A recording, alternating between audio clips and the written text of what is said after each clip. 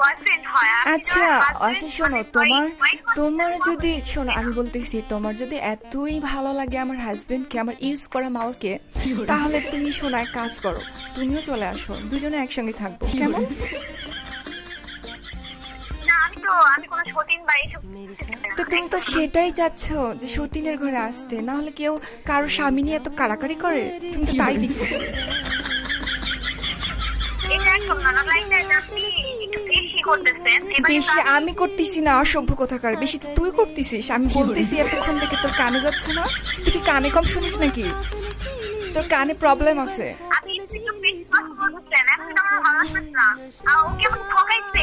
আচ্ছা তোর ভালো না লাগলো কি লাগলো তাতে আমার কি আসে যায় বল? আপনি কিন্তু তুই করে কথা বলতেছেন। 100 বার বলবো, তোর সাহস কত বড়?